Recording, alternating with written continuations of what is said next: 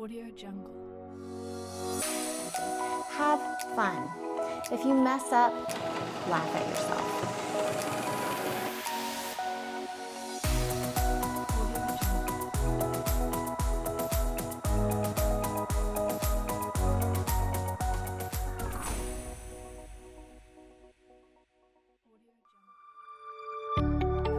Hello everybody, welcome to month 6 of the Ruler Mastery Series. This month I'm going to introduce you to my Bette ruler.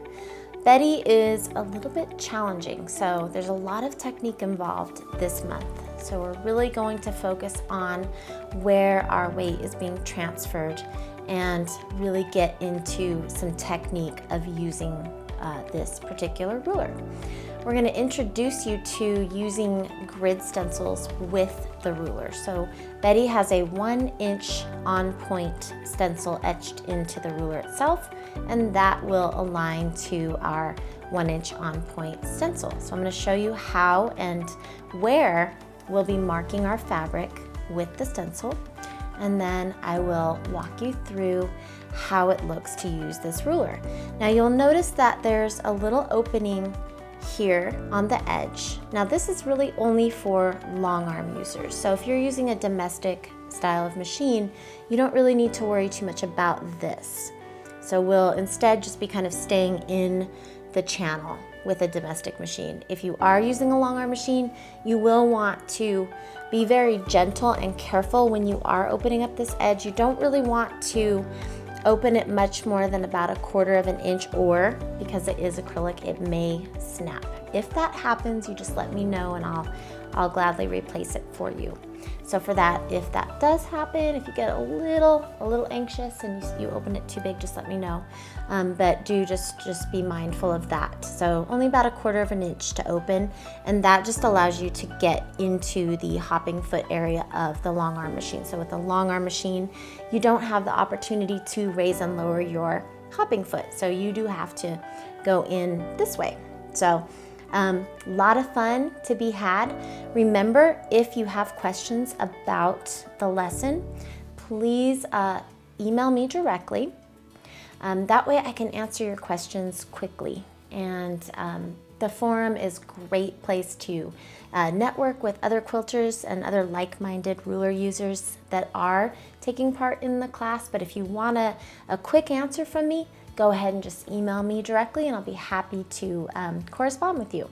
I've gotten some great emails from people. I'm really enjoying communicating with you all and hope that you're having fun. It sounds like you are. I've gotten to meet many of you at different events and shows, and it's really exciting to see how much you're learning. So that's great, and looking forward to just diving right on into the technique here. Anytime you're learning a new technique or trying to master something, you want to keep in mind 3 P's. These are 3 words that I try to live by and certainly try to teach by. And those are practice, persevere, and play. Remember that you aren't going to be good at something the first time you try it. You might not even be good at it the 10th time you try it. So you want to practice as much as you can. For practice, you don't have to have anything big or expensive. You can just use some old fabric that maybe you're just gonna throw away or give away. Use that fabric.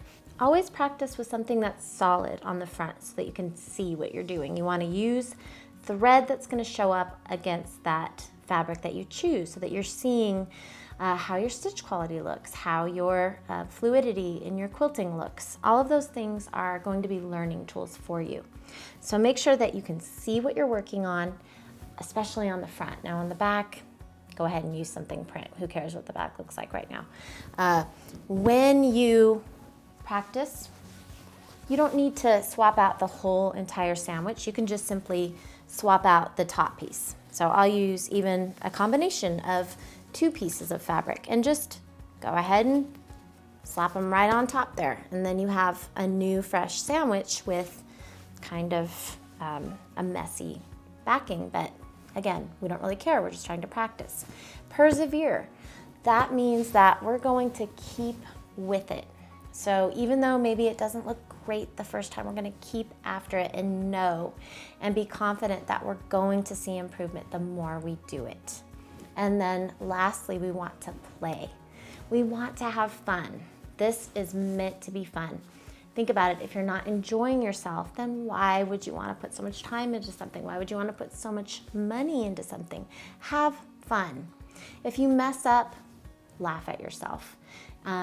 Anything that has a little imperfection is going to be more genuine, kind of have more character. I love to look back at some of my first works and say, wow, I've gotten better. But I've had fun the whole time, even when I'm learning something new. It's fun, I'm playing, I'm experimenting, I'm being creative, I'm trying things that may or may not work. So remember those 3 P's: practice, persevere, and most importantly, play. Okay, so definitely want to get your practice piece out for this initial kind of learning of the technique using this particular ruler, the Bette ruler, because there's definitely going to be a little bit that you're going to need to think about where you're transitioning the weight of your ruler foot here. So definitely practice on this one. Now, start with the 1-inch on-point grid, which you have in your stencil set. If you didn't opt to purchase the stencils, you can certainly mark a 1-inch diagonal grid onto your practice piece. And that's gonna look like this. So you have your 1-inch practice piece, your 1-inch on-point grid. Then you're gonna bring in the Bette ruler. And you can see that the Bette ruler has the etch lines right onto the ruler, which will match up with the stencil lines. So you want to line the grid up of the ruler with the grid provided by the stencil. Now don't forget your little gripping aids here. Shelf liner. You're probably finding these little guys all over the place. The more the merrier. If you feel like your ruler's slipping and sliding a little bit, just add more of this. It's awesome. So we'll add those little pieces of shelf liner there, and that's what's gonna grip your fabric for you. Now, once you've got your ruler lined up with the grid, you're gonna wanna make sure that you're clear, meaning that your foot is not gonna hit the acrylic. So once you're clear, go ahead and lower your foot, and then you're gonna wanna start right at the dot provided by the stencil. So you're gonna take a few small stitches. So take a few small stitches at that dot, and that's just gonna secure your thread for you. Now, as you're working, you're gonna wanna think about which edge you're leaning on, which edge of the channel or of the ruler.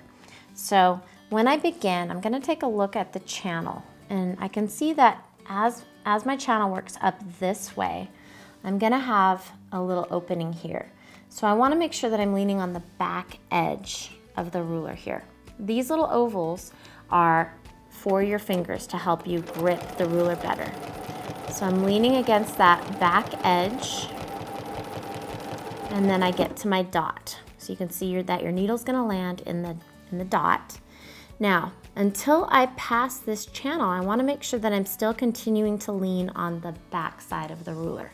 So lean on that back side. Otherwise, if I transition my weight to the front edge, what's gonna happen is I'm gonna fall right out of the channel and have a little mess up. So lean on that back edge. Make sure that your grid remains aligned to the stencil. Lean on that back edge.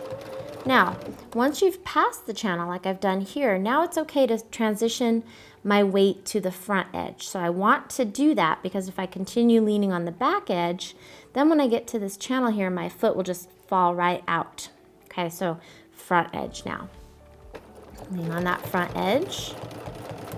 Leaning on the front edge, and then I'm gonna hit the dot. So there's my little dot provided by my stencil. Now, if you've chosen to mark a grid, then you won't have a dot, but you'll have an intersection point, and that's where you're gonna land. So now I'm gonna lean on the front edge of the ruler until I pass the channel. Now, once I've passed the channel right there, you can see my foot is clear of the channel. Now I transfer my weight to the back edge again. And then I'm just gonna keep repeating this process of leaning on that back edge. Once I get out of the channel, lean on the front edge. And that's really all there is to it. So it's not super hard once you kind of get the process down of where you're leaning. And you might have to kind of practice and get the concept down a bit before it really comes naturally to you. So have some patience, make sure you're practicing, and use your practice piece and go ahead and really kind of repeat this practice until before you go to your actual piece. So I want to show you which sections we're going to be working on. Sections 8C, 9C, and the Bette border. Those are the 3 sections that we're going to be working with and quilting on for your whole cloth quilt. And let's do a nice close-up for you so you can see what they're going to look like when they're all finished. Now we're going to work on section 8C. This section you don't have to do any marking prior to the quilting, which is kind of cool. I want to show you a way you can use this ruler without having any prior marking. Now the etch lines here on the ruler are going to line up with your little corner here that separates the triangle from the square here that you've already quilted. So we just position it so that the little grid here is directly aligned to the corner of your square. And then this line that you can see, this etch line, is going to line up with the straight portion of the triangle. And that's going to make it to where when your needle comes down, it's going to hit right at that straight edge that you've already quilted. So it'll line up perfectly. Now, if you feel like you're leaning on the edge of the ruler and you're going to keep on going, go ahead and just stop a little bit short so that you don't go past your seam line here.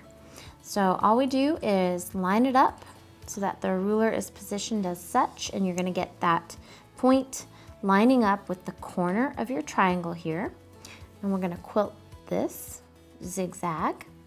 And then we're simply going to take the ruler and flip it like so and do the exact same thing so that we're going to meet right up with our block here and then the center of our triangle.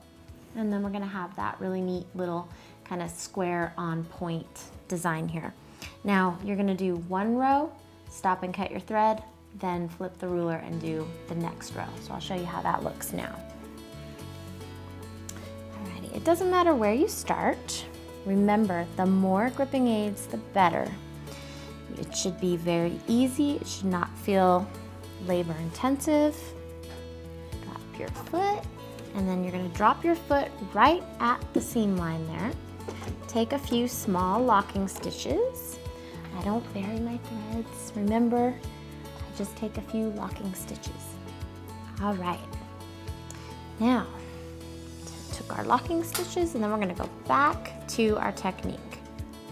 So take a few locking stitches, go back to that technique of leaning on the back edge, and then continuing to lean on the back edge until you're free of the channel. Leaning on the back edge, still lean on the back edge, or now it would kind of be the right edge, until you've passed that channel, and now transfer your weight to this side, just like we did in the practice of the technique. Hit that corner, okay. If you need to adjust your quilt so that you're managing the bulk of the quilt, just stop the quilting and adjust the quilt.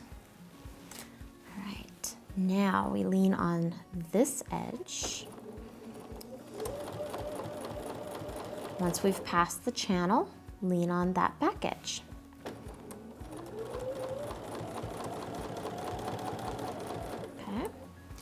Continue leaning on the back edge until we've passed the channel, and then lean on the left side or the front edge.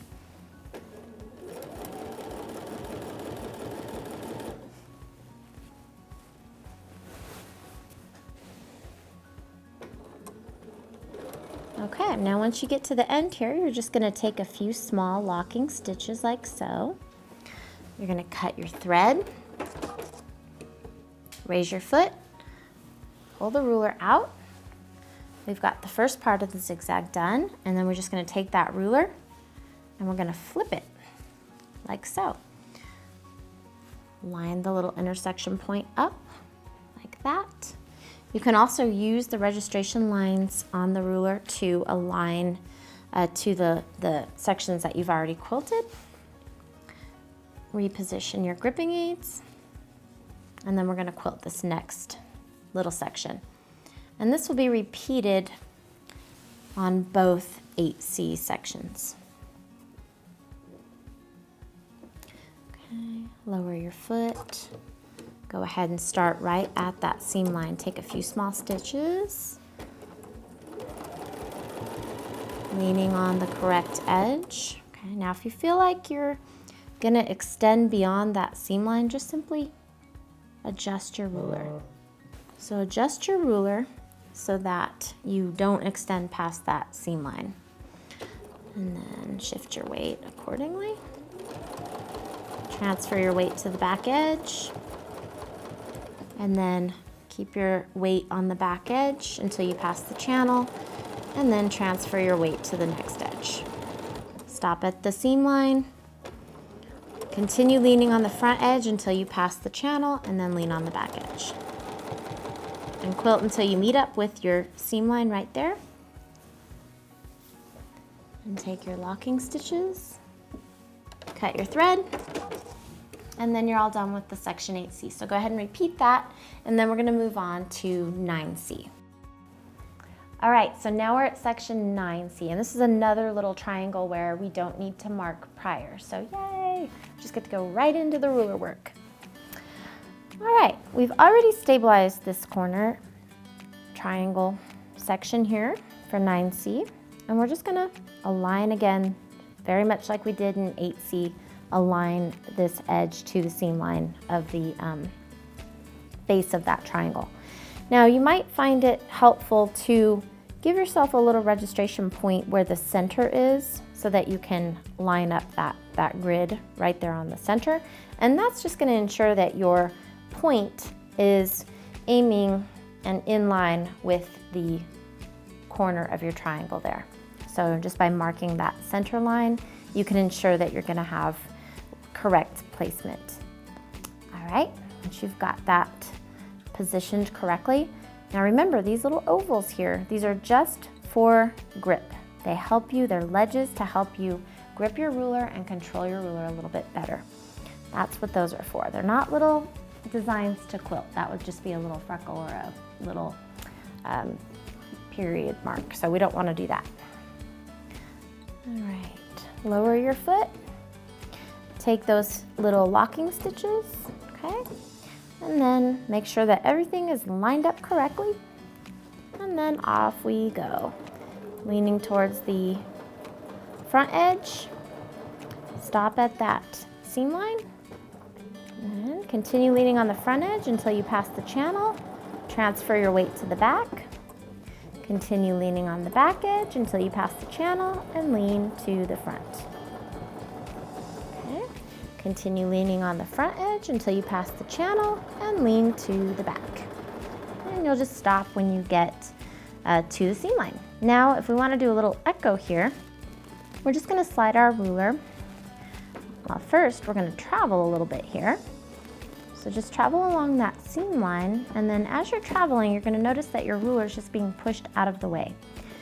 Now you're in line to position your ruler so that it lines up with the stitch line that you just sewed. Now, you're gonna have a perfect echo. It's gonna be 1/4 of an inch away. Using that same technique, if you need to reposition your ruler, go ahead and reposition it.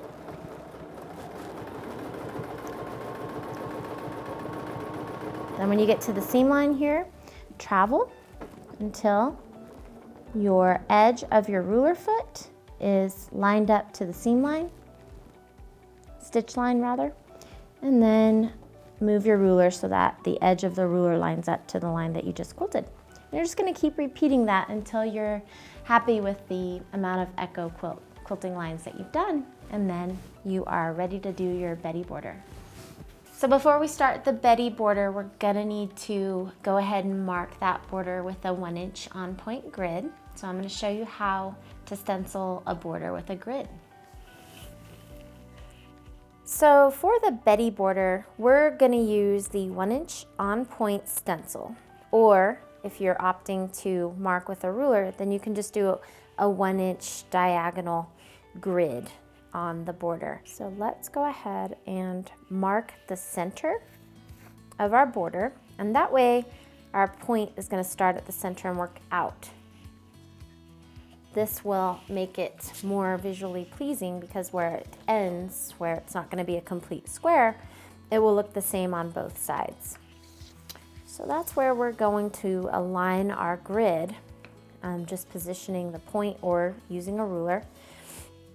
We want that 1-inch grid to end at the inside edge of the border. All right, and then we're gonna just use our stencil and our pounce pad or ruler and pen and just kind of swipe like so, marking the 1-inch diagonal grid. And then we're just gonna keep on working outwards until the entire border is completely marked with the 1-inch on-point grid. Okay, now we've marked our grid onto the Bette border and we're gonna start quilting it. Now, you're gonna position the ruler with the grid aligned to the edge lines on the ruler like so. So you're just gonna kind of move the ruler around until you can see that the registration lines on the ruler align to those provided by your grid that you've marked on the border. And then it's important that you position it so that as you come to the inner edge of the border, you're gonna hit the dot or the seam stitch line. I keep wanting to call it a seam line, it's a stitch line. Stitch line, okay, there we go. Add those gripping aids. Position your ruler just so, and then we're just gonna repeat that same technique using these ovals for stability on the ruler itself. And then we're gonna do our weight transfer that we've been practicing, leaning on that edge of the ruler, continue leaning on that same edge until we've passed the channel. At that time, we shift our weight, and we'll hit that stitch line, lean on that left side till we pass the channel, and then lean on the back and just keep on transferring our weight. Now we're gonna go ahead and repeat this process all the way down the full length of the border, and then we're gonna do a reposition of the ruler. Now as you work down, if you don't want to cut your thread, you can just simply bring the ruler down like so, just kind of feeding the ruler foot through the channel like that, so that you can just kind of reposition it. And just keep on working all the way down the border until you've completed that first section. And then I'm going to show you how we're going to reposition the ruler for that next row.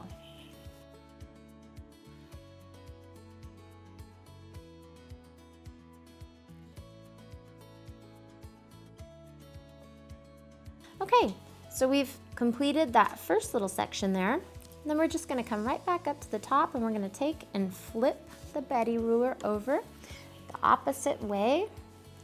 And now what we're after here is for a little cool overlap, so that you'll get a little diamond right there in the corner. Now, rather than aligning the grid edge line on the stencil, we're just gonna align the edge of the channel to the grid edge, okay, like so. And that's what's gonna give us that little bit of overlap. So we wanna think about, there are different ways that we can align the ruler to certain markings that we've created that will give different effects. And then just remember, this is where you play and you experiment with different looks. Your border might be a little bit different than mine, and that's great. If you have something really fun that you've come up with, share pictures. I love to see what you've done. All right, so then once we get the ruler positioned, we're gonna drop our foot, and then we're going to take a few small locking stitches, and And then we're off and running.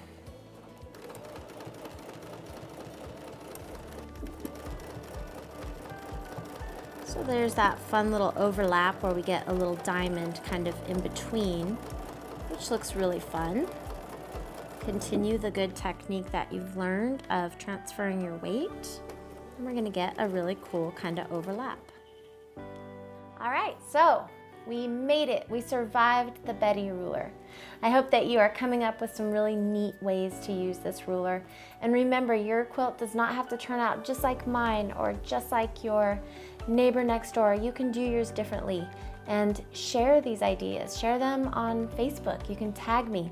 If you have questions, please feel free to ask me either directly through Facebook messaging, or you can email me. And with your questions being sent that way, they will get quicker responses from me. And I love to hear from you. I also want to see your pictures. So we'll see you again next month with the June ruler.